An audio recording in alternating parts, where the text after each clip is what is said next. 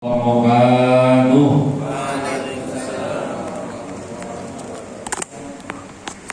Alhamdulillah, alhamdulillahilladzi anzala as-sakinata fi qulubil mu'minin liyazdadu imana.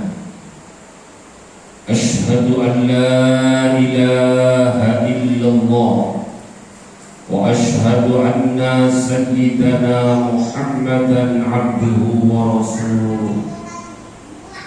Allahumma salli wa sallim wa barik ala sayyidina Muhammadin wa ala alihi wa sahbihi wa barik wa sallim ajma'in, amma ba'd.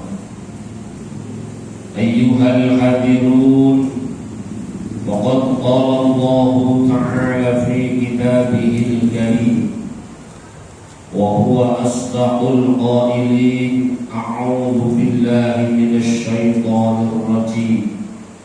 Bismillahirrahmanirrahim. Rabbi adkhilni mudkhala sidqin wa akhrijni mukhraja sidqin waj'alni min ladunka sultanan nasira. Rabbi ishrah li sadri wa yassir li amri wahlul 'uqdatam min lisani yafqahu qawli. Al-ayah, amma ba'd. Sadaqallahul azim wa sadaqa rasuluhun nabiyyul karim wa alhamdulillahi rabbil alamin. Ma'asyiral muslimin wa sumratal mu'minin rahimakumullah. Segenap jamaah salat maghrib yang berada di mushola Al-Muhajirin, yang insyaallah semuanya dimuliakan oleh Allah Subhanahu wa ta'ala.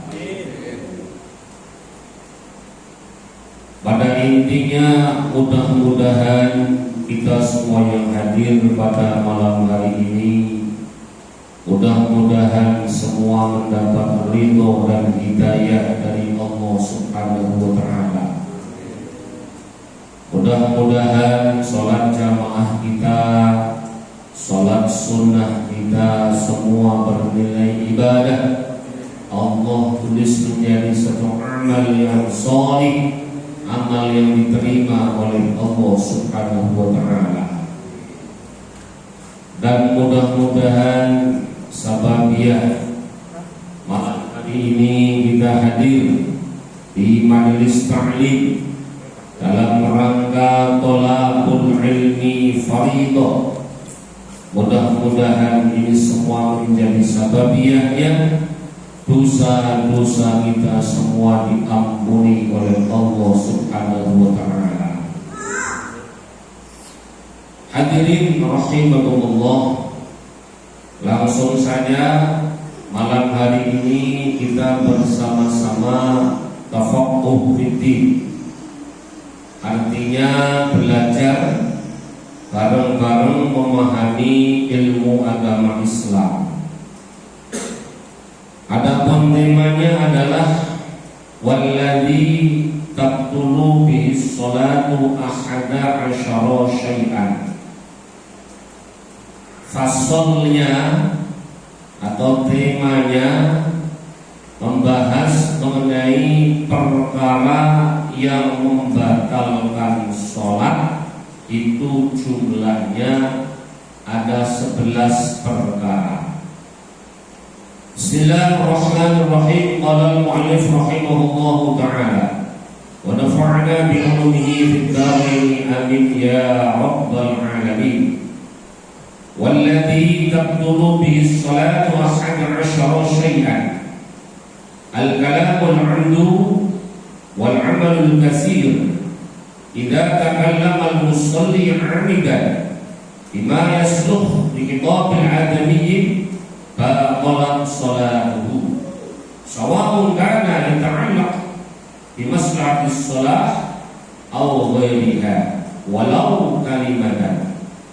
Lima ruwiya an Zaid bin Arqam radhiyallahu anhu annahu qala kunna natakallamu fi shalah hatta nazala qawlihi ta'ala wa qumu lillahi qanitin fa amarna bis-sukut wa nahayna 'anil kalam. Qala alaihi salatu wassalam li Muawiyah bin Hakam as-Salami wa qad syammat 'abisan bis-shalah inna hadhihi shalah la yasluh fiha syai'un min kalamin nas innama huwa tasbih wa takbir wa qira'atul Qur'an. Akhrajahu Muslim radhiyallahu anhu. Hadirin rahimakumullah, maksudnya begini tadi yang saya baca. Di dalam Islam, umat Islam setelah belajar sholat, setelah melaksanakan ibadah sholat, maka wajib untuk mempelajari perkara yang membatalkannya. Kalau tidak tahu perkara yang membatalkannya, maka dipastikan nanti sholatnya akan keliru, akan salah. Dan banyak sekarang ini di akhir zaman, orang sholat hanya mengejar, hanya memfokuskan bacaan-bacaan yang sunnah, tapi meninggalkan rukun-rukun yang sifatnya wajib. Contoh, rukun yang wajib itu yang sering ditinggalkan adalah tumakninah. Tumakninah ini rukun, artinya perkara yang wajib dilaksanakan di dalam sholat. Contoh yang sering begini Pak, begitu i'tidal sami Allahu liman hamidah, tangan ini belum anteng, langsung sujud. Ini namanya meninggalkan tumakninah. Saya contohkan begini Pak, contoh ini biar paham. Belum ada imam begini sampai harus mufaraqah, memisahkan diri dari jamaah, alat hati saja. Contoh begini yang saya tinggalkan, habis rukuk begini, sami Allahu liman hamidah, tangan masih goyang-goyang, langsung. Ada yang begini Pak, sami Allahu liman hamidah, tangan masih goyang-goyang, langsung Allah sujud. Ini namanya meninggalkan tumakninah. Harusnya bagaimana? Begitu sami Allahu liman hamidah, anteng dulu, anteng namanya tumakninah. Berapa kadarnya? Diqadri subhanallah, segera membaca tasbih subhanallah. Maka sampai kalau ada imam begini, sami Allahu liman hamidah, belum anteng langsung sujud, sampean harus memisahkan diri dari jamaah. Dalam hati saja, namanya mufarraqah. Boleh enggak? Boleh. Itu solusi yang paling bagus. Kenapa? Imamnya sudah melanggar aturan sholat atau keluar daripada rukun-rukun sholat. Nah ini jangan diperhatikan. Maka nanti kita akan paham setelah kita mempelajari perkara yang membatalkannya. Nah ini contoh kecil saja.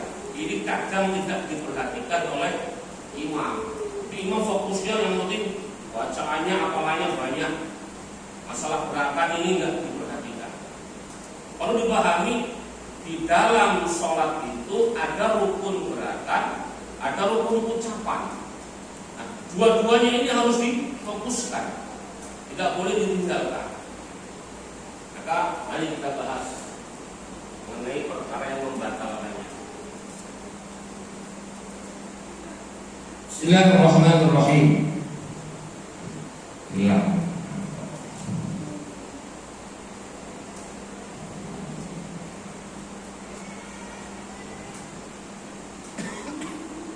Dari 11 perkara tadi, nomor 1 adalah yang membatalkannya al-kalamul amdu, berbicara yang disengaja.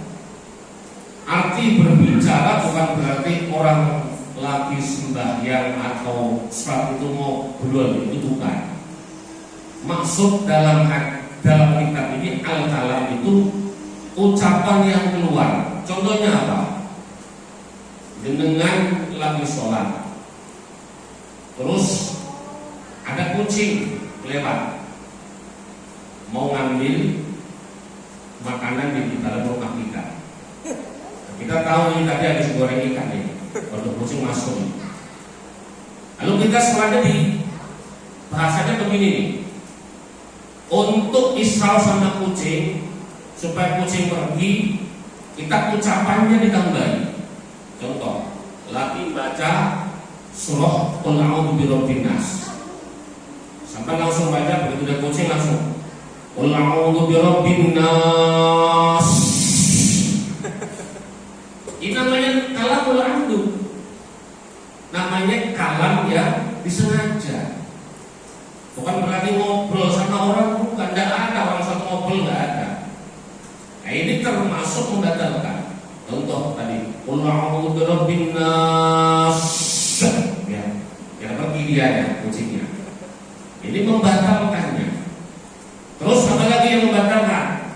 Jenengan lagi sholat, teman yang di sebelah kita bersih, sampai jawab dengan Alhamdulillahirabbil alamin. Walaupun ini kalimat Quran, tapi la yasluh, tidak boleh untuk dibaca di dalam surat tadi karena gara-gara ada orang bersih. Jadi kita disunatkan membaca alhamdulillah apabila saudara kita bersih, mendoakan dia, itu konteksnya di luar sholat. Kalau di dalam sholat itu tidak diperbolehkan. Namanya kalamul amdu, termasuk kategori omongan yang disengaja. Ini namanya perkara yang membatalkan. Terus apalagi contohnya, imam lagi membaca surah Sabbihisma rabbikal a'la alladzi khalaqa fasawwa, ujungnya suhufi Ibrahim wa Musa, menjawab alaihi salatu wassalam. Tidak boleh. Kenapa? Ini di dalam sholat. Sunnahnya membaca itu di luar sholat. Contoh meneh. Ini contoh tahiyat, membaca menyebut nama Nabi Muhammad, Allahumma sholli ala sayyidina Muhammad, sampai jawab shollu alaihi. Tidak boleh. Itu diucapkan di konteksnya atau konteksnya di luar sholat. Walaupun itu kalimat sholawat, walaupun itu kalimat Quran, tetap tidak diperbolehkan dan itu membatalkan. Terus yang kedua, wal amalul kasir, gerakan yang berurut-urut 3 kali lebih. Ini yang sering ini. Ada orang kebiasaan jadi imam sholatnya gerak-gerak terus. Yang kadang garuk-garuk kuping, garuk-garuk singgok, habis singgok pindah lagi garuk-garuk, macam-macam pokoknya. Jadi kalau ada imam, ya, gerakannya berturut-turut dalam satu rukun lebih 3 kali, maka itu membatalkan. Contoh satu rukun dalam Fatihah dari Bismillahirrahmanirrahim, Alhamdulillahirabbil alamin, garuk-garuk kuping. Ar-Rahmanirrahim, Maliki yaumiddin, jenggot pindah. Ghairil maghdubi 'alaihim waladdallin, itu kuping. Kurang ajar ini sholat kuping. Tidak boleh. Kalau sampai 3 kali berturut-turut dalam satu rukun, maka itu membatalkan sholat. Terus begini lagi, ada Pak begini Pak, model begini imam nih. Sampai dari makmum di belakang ada yang begini. Saya begini. Bismillahirrahmanirrahim. Alhamdulillahirabbil alamin arrahmanirrahim maliki yaumiddin. Ini kakinya pindah-pindah mulu ini. Yang begini sampai nanti Kalau lihat imam model macam ini, sampai langsung saja mufaraqah. Bagaimana caranya? Memisahkan diri, niat kepada Allah. Ya Allah, saya mulai detik ini tidak jadi makmumnya dia. Saya sholat baca masing-masing, walaupun gerakannya bareng, tapi bacaannya dibaca masing-masing. Itu lebih bagus daripada ikut dia, rusak sholatnya. Selamat sholat sendirian, membaca masing-masing. Jadi mufaraqah itu menyelamatkan diri, sholatnya, bacaannya masing-masing. Walaupun gerakannya bareng, tapi itu sah. Kenapa? Etika mufaraqah harus seperti itu. Bukan mufaraqah dari sini pindah belakang. Contoh, misalkan di shop depan, imamnya salah. Waktu sama mufaraqah, wah ini imam nggak beres ini, udah kabur aja dah, belakang, beres. Itu namanya tidak sopan, tidak beretika. Tetap harus etikanya ada, cukup dalam hati, lalu bacaannya masing-masing. Itu solusi yang paling bagus. Nah, termasuk tadi saya sampaikan lagi, kalamul amdu ini begini Pak. Tanahno, contoh. Ini kalau subuh ini. Kalau subuh-subuh kan biasanya namanya subuh kan baru bangun tidur. Imamnya Bismillahirrahmanirrahim sampai lanjut 3 kali, apalagi 3 kali ini. Ini namanya termasuk kalamul amdu, suara yang disengaja, pembicaraan yang disengaja. Itu juga membatalkan sholat. Nah, dari perkara yang tadi saya baca, artinya yang membatalkan itu jumlahnya ada 11. Itu semua mengacu atau dasar hukum substansinya adalah kembali kepada ayat Allah Subhanahu wa ta'ala. Wa qumu lillahi qanitin. Artinya apa? Jikalau kalian sudah takbir, maka hindari perkara-perkara yang dilakukan sebelum takbir. Lillahi qanitin. Semua itu menghadap Allah, maka kamu pun harus betul-betul tumaninah, ya, tawajuh kepada Allah Subhanahu wa ta'ala. Tinggalkan perkara yang sebelum takbir. Contoh, sebelum takbir boleh ngomong, sudah takbir tidak boleh. Sebelum takbir boleh gerak-gerak, sudah takbir tidak usah. Kau umpama nih, kita lagi kondisi apa itu kurang enak badan, jadi pilek. Ini sebelum sholat buang dulu nih ingusnya, batuknya. Karena nanti sholat langsung batuk-batuk terus apalagi nanti ingusnya sampai keleleran. Nah, ini namanya kebangetan ini. Walaupun tidak najis, tapi kan istidlal, menjijikkan gitu. Jadi ingus tidak najis, cuman istidlal, menjijikkan. Terus nomor 3 adalah wal hadasu. Al hadas bis shalah yubtiluha amdan lana wasyahwat. Sawa'un sataqahu am la li qoulihi alaihi salatu wassalam, idza fasahadukum bis salatihi falyansharif falatawadda wa la yu'id salatahu. Nomor 3 adalah batal karena hadas. Contoh, hadas kecil.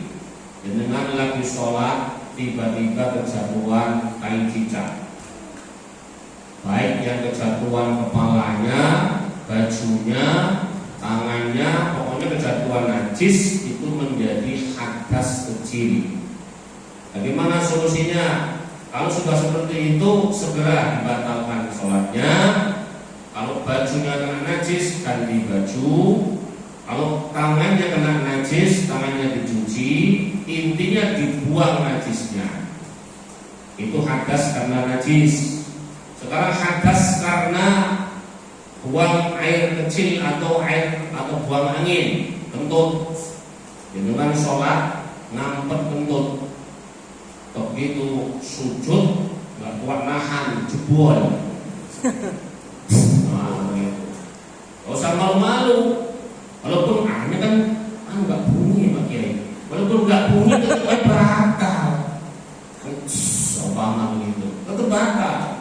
Kalau begini bagaimana? Cepat ambil wudhu. Kalau posisi di tengah, tunggu dulu jamaah ini biar kondisinya sempurna dulu. Kenapa nginjek tempat sholatnya orang ini tidak boleh? Hukumnya haram, Pak. Jangan sholat, terus ada jamaah nginjek pas tempat sholat sampean, ini haram. Hati-hati kalau ada jamaah di sholat, jangan nginjek tempat sujudnya. Teman Sayyidina Umar bin Khattab, beliau orangnya tegas. Kalau sholat, sajadahnya dibatasi pakai pegang. Ini di sini pegangnya. Maksudnya apa? Kalau ada orang lewat nginjek tempat dia, sabut dan pegang dia. Matilah sebagai pegang. Maka dalam surah Al-Baqarah dijelaskan oleh Syekh Salim bin Jamil dan Syekh Abdullah bin Husain, menginjak atau menginjak tempat sujudnya orang sholat itu haram, dosa. Nah, bagaimana kita cara ambil wudhunya? Tunggu selesai dulu sholatnya. Kalau jamaah penuh, sampai posisi depan. Kalau posisi nomor 3, tengok, oh selahnya nggak ada ini, selahnya ada ini, itu sudah jadi selahnya. Tapi kalau kanan kiri masih penuh, contohnya ini kanan kiri penuh semua, tunggu dulu sampai rampung.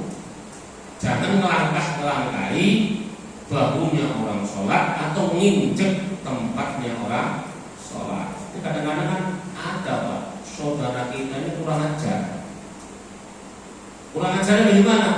Kita lagi sholat, lagi sujud, melangkahin aja di depan. Ini model yang begini. Misalnya kalau jamaahnya pengen paling depan, tapi begitu salam langsung hingga lengah tengok mana yang istilahnya ini. Nah, ini yang begini kan namanya kurang ajar, sulada. Kalau Anda memang mau pengen buru-buru pergi, nggak usah ngambil shop paling depan, ambil shop yang paling belakang saja. Kenapa? Anda mau pergi, daripada nanti nginjek-nginjek atau melangkah-melangkahi orang lagi sujud. Nah, kita harus tahu diri. Masuk musola, masuk masjid itu ada adabnya, ada etikanya. Tidak mentang-mentang ini masjid Baitullah langsung sembarangan, tidak. Ada etikanya. Kalau kita targhib wa tarhib itu etika masuk masjid, etika masuk musola itu dijelaskan. Apa salah satu? Kalau orang lagi sholat sunnah, terus kondisi sudah penuh, kita jangan langsung ngambil nyusel atau bahasa musel, terus jangan. Tunggu dulu biar ada salah dulu. Kalau saudara kita lagi sholat sunnah, jangan pula langsung dikomati. Hanya setelah lagi sholat sunnah belum rampung, ngomong apa, keter ya nanti. Jadi ada etikanya. Tunggu biar rampung dulu. Terus yang kedua, kita harus tahu diri pula. Kalau datang sudah paling keri, paling akhir, sudah mau komat, tidak jangan sholat sunnah. Jangan, kenapa? Nanti urusannya rusak sholatnya. Begitu si bilalnya atau muadzinnya komat, dengan bubar sholatnya langsung. Nah, ini namanya malah kacau. Jadi harus tahu diri pula. Kalau sudah masuk datang belakangan, sudah tidak usah tahiyatul masjid, tidak usah ba'diyah atau qobliyah. Boleh nanti tahiyatul masjid dilakukan setelah berjamaah, boleh. Bahkan dalam Fathul Mu'in dijelaskan sholat qobliyah pun boleh dilakukan setelah fardu. Itu qaulnya Imam Mawardi. Tapi yang utama tetap sebelum fardunya. Nah, artinya kembali tadi, etika dalam masuk masjid, masuk musola itu pasti harus diikuti supaya sempurna. Bahkan, mohon maaf ini saya jelaskan, Allah pun sudah mengingatkan kepada kita, khudhu zinatakum inda kulli masjidin. Ini Allah yang memperingatkan. Al-Quranul Karim, khudhu zinatakum. Ini bicara etika. Ambil pakaianmu yang paling bagus. jikalau kalian mau masuk masjid. Allah nyuruh ngambil pakaian yang paling bagus apabila kita mau masuk masjid. Sekarang saya tanya Pak, dengan mengambil pakaian yang paling bagus kalau mau kondangan apa mau masjid Pak? RT ini batik yang paling mahal ya kondangan. Masjid saya ketemunya saja itu. Artinya apa? Walaupun sah, memang sah, tapi kembali lagi tiga afdolnya. Kenapa? Baju yang kita pakai buat ibadah nanti pun akan jadi saksi, bukti bahwa ini baju pernah diajak menghadap Allah Subhanahu wa Ta'ala. Nah, kembali tadi mengenai hadas. Hadas itu ada kalanya hadas kecil, ada kalanya hadas besar, dan ada kalanya hadas kejatuhan najis. Contoh lagi begini, dengan bisulan pas posisinya di bawah lutut, begitu di bawah sujud bisulnya pecah mengeluarkan darah. Ini sudah otomatis batal. Kenapa? Badannya mengeluarkan najis. Kalau posisi seperti ini bagaimana solusinya? Ya sudah, segera dibatalkan sholatnya, terus kita buang najisnya, ganti sarung, ganti celana, lalu kita ulang sholatnya. Kenapa? Karena ini kita terkena najis. Terus contoh lagi, ini posisinya Jumatan beludak jamaahnya, masjid juga muat dengan dapatnya di luar masjid. Tiba-tiba hujan gerimis. Nah, begitu hujan gerimis, ada bocah lewat nginjek comberan, atau mungkin motor lewat, ada comberan, nginjek, airnya nyiprat ke jenengan. Ini otomatis baju yang kena air comberan maka menjadi muta najis. Ini harus dibatalkan sholatnya. Maka dengan sholat di BT hati-hati Pak, musim hujan. Kita ini naik motor, apalagi nih kalau kita lewati lapangan itu Pak, yang airnya segini itu. Nah, dengan seragamnya dipakai dari rumah musim hujan, naik motor begitu lewat sono, mobil lewat, celana, baju terkena air comberan, air najis.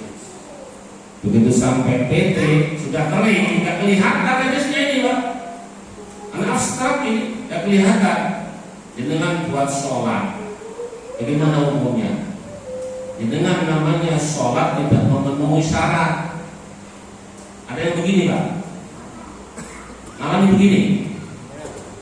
Nah, kalau kondisinya membawa najis, pakaian yang terkena najis, sudah jangan dipakai dulu.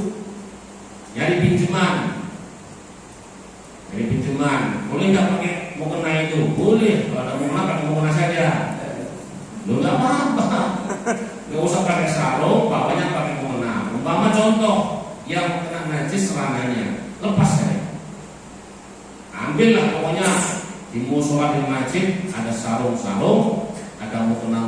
Kalau di masjid itu sudah disediakan, nggak usah ngomong terus KPKN mau pinjam sarung, nggak apa-apa, nggak ngomong. Nah, ini musabbar disediakan. Masjid itu disediakan untuk ibadah. Walaupun nggak ngomong, nggak termasuk gosok, tidak termasuk dosa. Ambil mukena buat sholat, ambil sajadah buat sholat. Gak usah pakai ngomong, itu sudah disediakan, itu hukumnya sah. Intinya pokoknya kalau pakaian yang najis, usahakan jangan dipakai. Umpama betul-betul terpepet, itu darurat namanya, atau darurat. Mau pinjam nggak ada, masjid tidak menyediakan, mau kena nggak ada, sarung nggak ada, bagaimana? Gak usah sholat. Lu udah bisa begitu. Dalam kitab Kifayah ini dijelaskan kondisi darurat, tidak ada pinjaman, tidak ada yang bisa dipakai, yang ada hanya pakaian yang najis tadi, pakai dulu buat sholat. Ini namanya darurat. Tapi nanti sampai rumah, begitu sudah ada pakaian suci, sholat yang tadi pakai najis itu diulang atau dikodok. Caranya begitu. Jangan ngeremehin. Sholat. Oh, tapi udah pernah pemikiran, amin nggak susah ini. Terus, nggak usah sholat lah. Enak emang nih. Yang begini nggak boleh dipakai. Intinya tetap walaupun terkena najis tadi, setelah usaha begini nggak ada, pakai dulu, nanti sampai rumah baru dikodok atau diulang. Contoh, di PT 2 kali sholat duhur sama asar, pakai pakaian ini terus, ya nggak apa-apa, pakai dulu. Nanti di rumah malam begitu sudah pakai pakaian suci, rapi, diulang lagi sholatnya. Ini maksudnya bagaimana? Ini sudah masuk kategori orang yang tidak menyia-nyiakan waktu sholat. Umpama jenengan kok dipesti umurnya nggak panjang, dari PT di jalan kecelakaan mati, itu tidak dihitung orang yang meninggalkan sholat. Kenapa? Tadi sudah sholat walaupun kondisinya darurat. Persis kayak orang melaksanakan sholat dihormati waktu, Pak. Ini sudah bahasan kelas tinggi lagi nih. Sholat dihormati waktu begini. Ya, dengan kerja di Kerawang atau mungkin di Jakarta, ini pulang pergi, pagi pergi, sore pulang. Dilalah ikut jemputan, bisnya pas jam maghrib macet, tidak bisa keluar. Habis sampai waktu isya. Apakah nggak sholat? Tetap sholat. Jadi dengan kondisi macet di kendaraan tadi, tetap diwajibkan sholat li hurmatil waktu. Maksudnya sholat untuk menghormat waktu. Di sana nggak butuh sujud, nggak usah rukuk, nggak usah baca Fatihah yang kenceng, nggak usah. Di mobil posisi macet, ribet. Yang penting dengan tinggalkan aktivitas. HP ditaruh, umpama ngerokok buang, ngobrol berhenti dulu sejenak, kurang lebih 5 menit, dengan niat dalam hati, ya Allah, Bismillahirrahmanirrahim, ini waktu maghrib, saya mau melaksanakan sholat di hurmatil waktu maghrib, mohon Allah terima. Dengan nggak usah rukuk, nggak usah sujud, diam saja sebentar, kurang lebih 5 menit. Nanti setelah itu dengan langsung kembali seperti semula. Nah, yang begini ini sah. Tapi nanti setelah sampai rumah, entah jam berapa, jam 8, jam 9, baru maghrib yang tadi di jalan ini itu masih waktu, sampai pulang, sampai kodok maghrib lagi. Yang ini apa fungsinya? Ini fungsinya membuktikan bahwa kita ini tidak termasuk kategori orang yang menyepelekan waktu sholat. Karena Allah menjelaskan fawailun lil musallin, celaka bagi orang ahli sholat. Apa tafsirnya? Ini tadi tafsirnya adalah yang celaka itu orang sholat tapi tidak mengikuti aturan. Mentang-mentang macet, nggak usah sholat, nanti di rumah dikodok saja, tidak ada dihormati waktu. Nah, ini namanya aura-aura. Dengan dari PT sudah tahu jam 5, ayo Pak sholat. Ntar aja dah di rumah, sampai jalan macet, sampai rumah 6:30, habislah waktu sholat, asar sholat, ya pokoknya habis waktu asarnya. Nah, ini namanya termasuk fawailun lil musallin. Ini kita hindari supaya kita tidak termasuk kategori orang yang meremehkannya. Terus yang nomor 4. Nomor 4 adalah wa hudusun najasati wa ngisaful aurat. Wa hudusun najasah ini maksudnya adalah bagi orang-orang yang punya penyakit beser, baik beser kentut ataupun beser kencing. Contoh, dengan punya penyakit beser kentut, dikit-dikit kentut, ini namanya hudusun najasah. Bagaimana ini cara solusi supaya benar sholatnya? Nah, dibahas dalam kitab yang lebih besar, namanya kitab Mahallikul Yubi, kaulnya Abi Suja dan kaulnya Imam Nawawi. Beliau menjelaskan bagi orang-orang yang sudah punya penyakit tersebut, maka sholatnya nunggu waktu. Begitu waktu masuk, tidak boleh entar-entar. Contoh, adzan selesai langsung wudu, langsung sholat. Bagaimana nanti kalau pas keluar? Walaupun keluar tetap sholat. Contoh, kalau takbir langsung keluar kencingnya atau keluar anginnya. Ini tidak apa-apa, kenapa? Memang syaratnya seperti itu. Orang yang sudah punya penyakit geser tadi itu, caranya begitu waktu sholat masuk, azan selesai, langsung sholat. Gak usah jamaah, gak apa-apa, gak usah jamaah. Atau kalau memang ada, ya orang sepantarnya aja, atau memang yang nasibnya sama-sama orang yang punya penyakit tersebut. Jadi hudusun najasah. Nah, yang begini tadi tetap diwajibkan untuk sholat. Termasuk pula wal ngisaful aurat. Ini membatalkan hal ini. Kita lagi sholat, lalu tiba-tiba kebuka auratnya. Contoh, dengan sholat bajunya press body, celananya press body, begitu sujud pantatnya, pahanya, karena bajunya press tarik ke bawah, ini pantatnya nongol, pahanya nongol. Namanya inqisaful aurat, kebuka auratnya. Ini pun membatalkan sholat.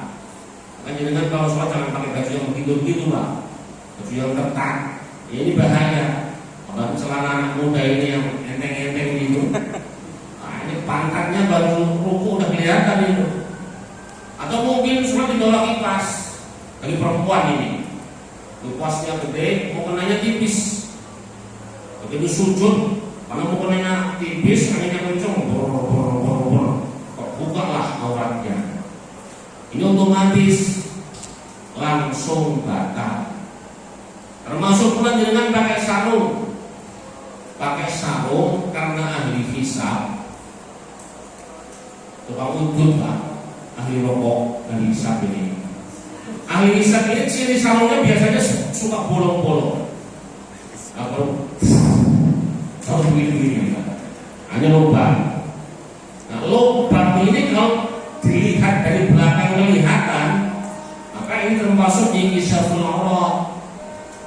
Maka hati-hati kalau sampai senang udut, ya ahli hisab ini hati-hati. Jangan sampai sarung yang bolong buat sholat. Contoh, lubangnya ini kelihatan. Apabila dengan berdiri yang belakang melihat, loh, kok kelihatan kulitnya ini? Nah, ini batal. Walaupun lubangnya ini tidak seperti lubang nih, lubang yang pokoknya lubang besar lah. Yang jelas apabila kelihatan kulitnya, maka itu membatalkan. Tapi kalau lubang itu dilihat dari belakang tidak kelihatan kulit, maka tidak membatalkannya. Terus sekarang ada sarung yang modelnya belakang ini ada apa ya, nam-naman begini. Ini hati-hati pula, karena itu saya lihat kalau dipakai di belakang, kalau kita di belakang dia, pas lagi dia sujud, nah begini kelihatan kulitnya. Itu hati-hati. Ini termasuk inqisaful aurat, kebuka auratnya. Nah, aurat laki-laki ini kan dari mulai lutut sampai atas usur di dalam sholat. Tapi yang begini jangan langsung dipraktekkan, Pak. Artinya bagaimana? Walaupun ini fikih mengatakan sah, jenengan kalau sholat jangan hanya lutut sama usur. Kebanyakan yang begini boleh dipakai kalau di sawah, kondisi jauh dari rumah.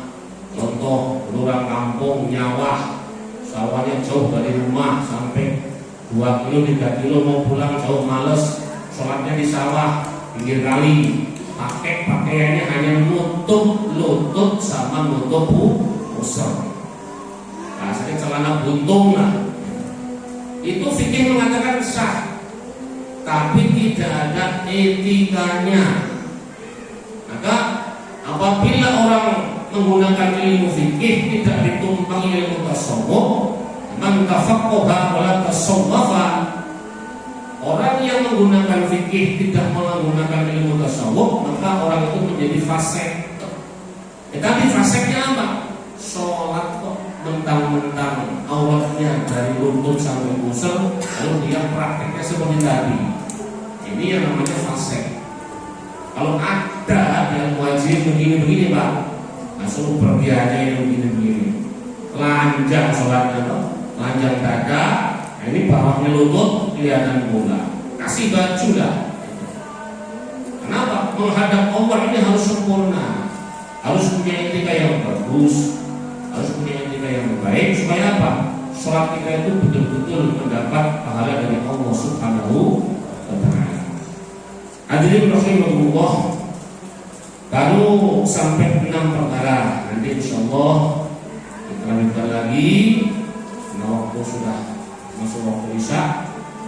Barangkali ada yang mau bertanya, silakan monggo. Barangkali kalau ada, kalau tidak ada kita tutup. Monggo Pak, silakan.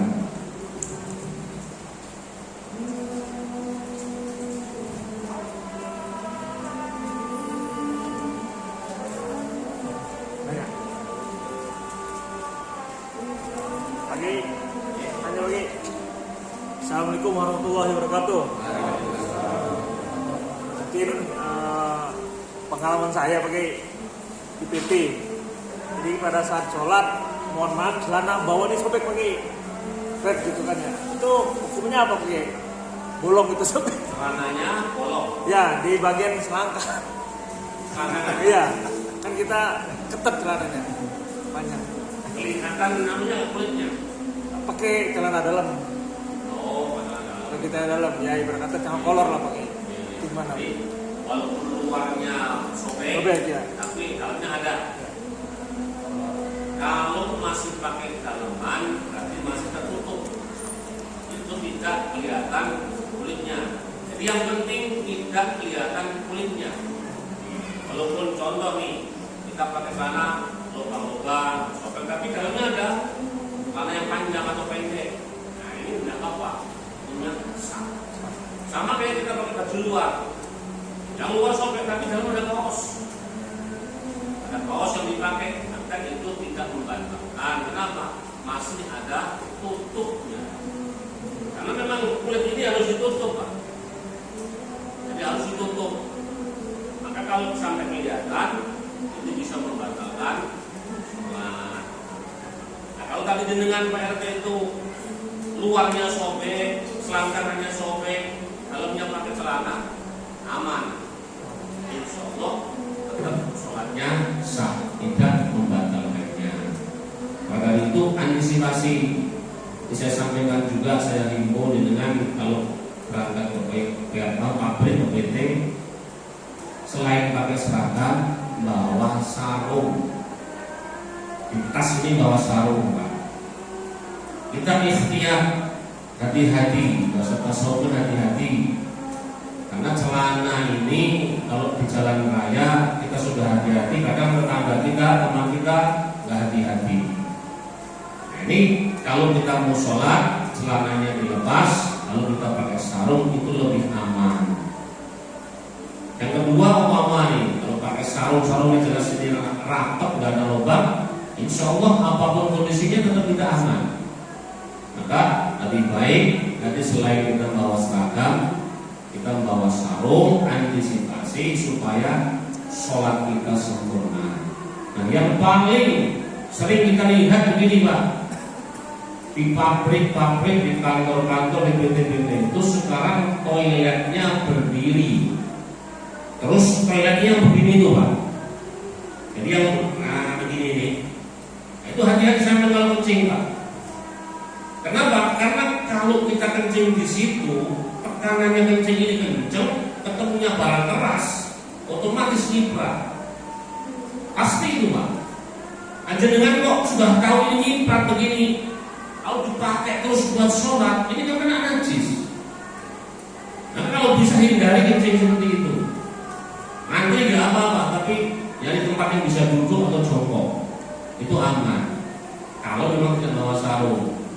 Kalau bawa sarung nggak apa-apa, nanti lepas sarungnya, akan diguyur semua. Kenapa?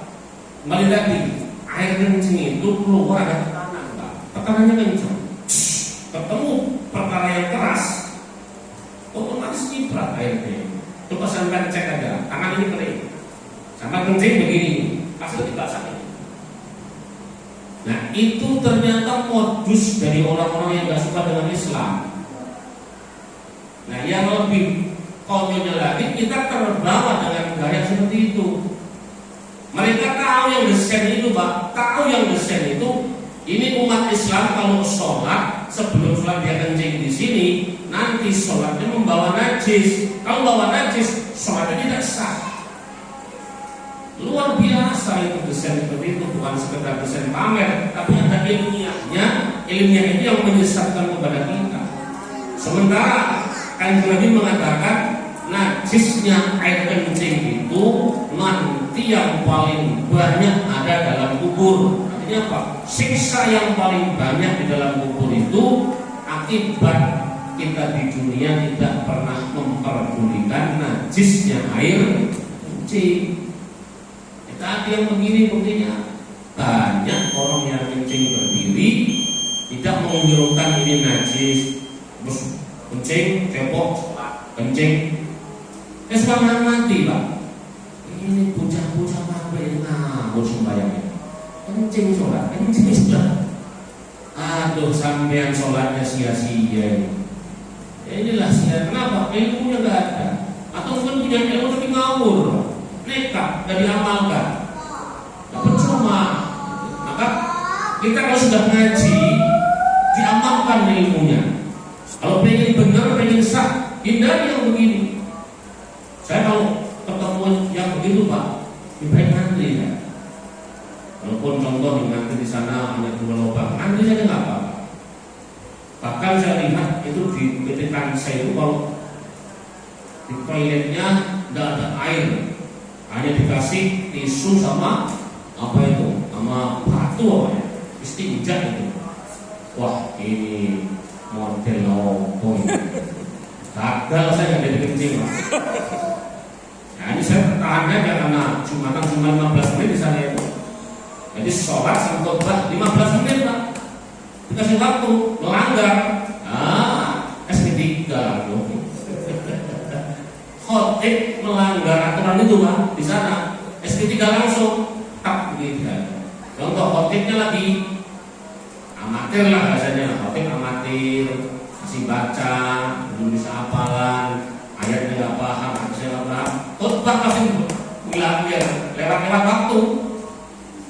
Begitu cek, wah melewati waktu ini, sudah apa yang ngomong, langsung surat SP3. Nah di sana memang harus berhati-hati dan harus pintar juga mensiasatinya, karena memang waktu sangat dihargai di Jepang itu. Memaklumi saya kenapa? Ya ini punya dia kan kamu. Udah ikuti aja aturannya. Selesai. Maka tadi aturan kita mau kencing nih, ketemu batu sama tisu, wah baca hati saya. Udahlah, ntar kencing di kompeng sini saja. Kenapa? Daripada najis. Jangan pernah menyepelekan mengenai masalah najis. Termasuk dengan punya anak kecil seperti ini Pak. Di rumah kita ini kan perumahan, antara kamar mandi sama kamar tidur kan nggak jauh. paling jauh 2 meter, 3 meter. Anak seumur itu kalau di kamar mandi, kalau nggak dikawal, begitu di kamar mandi buka celana, kakinya nggak disiram. Nah ini nanti setelah selesai kencing dia masuk kamar tidur, masuk kamar tengah, najisnya dibawa kemana-mana. Maka hadiahnya bagi orang tua, kalau punya anak kencing atau punya anak kondisi hajat, dikawal. Habis cebok, kakinya disiram. Tapi diajari, nah, ini habis cebok, nanti disiram kakinya sampai segini nih. Anak kalau diajari nurut, Pak. Kalau orang tua telaten, pasti nanti nurut. Tapi kalau kita cuek, udahlah kencing sama keluar, makanya di kebun, masuk ke dalam. Ini ruangan jenengan rumahnya ini najis semua. Jenengan nanti pakaian yang suci, akhirnya kena najis juga. Makanya hati-hati dengan najis. Apalagi yang masih punya anak balita, ini harus hati-hati. Islam ini selalu mengatur, mengarahkan umatnya untuk mengenai kebersihan. Karena bersih, an-nadhafah minal iman, bersih, suci, sebagian dari iman kepada Allah Subhanahu wa ta'ala. Intinya jangan pernah menyepelekan mengenai masalah najis. Qul al-Fatihah. A'udzubillahi minasyaitonir rajim. Bismillahirrahmanirrahim. Alhamdulillahirabbil alamin. Arrahmanir rahim. Maliki yaumiddin. Iyyaka na'budu wa iyyaka nasta'in. Shiratal mustaqim. Shiratal ladzina an'amta 'alaihim ghairil maghdubi 'alaihim waladdallin. Amin amin ya rabbal alamin. Bismillahirrahmanirrahim. Alhamdulillahirabbil alamin. Allahumma shalli wa sallim wa barik ala sayyidina Muhammad wa ala sayyidina Muhammad. Wassallallahu huda wa taqwa wa afiyah. Wassalamu fid dini wa dunya hatta al-akhirah. Wassallallahu ilman nafi'an ilman nafi'an barakan. Allahumma inna a'udzubika min ilmin la yanfa' qalbin la yakhsha. Ibarakati hadzal majlis ja'alna wa auladana wa azwajana wa talamidana wa jama'atina من أهل العلم وأهل الخير وأهل عبادتك فلا تجعلنا وإياهم من أهل الشر وأهل الضير إنك على كل شيء قدير. ربنا آتنا في الدنيا حسنة وفي الآخرة حسنة وقنا عذاب النار. الحمد لله رب العالمين. هدانا الله وإياكم أجمعين. السلام عليكم ورحمة الله.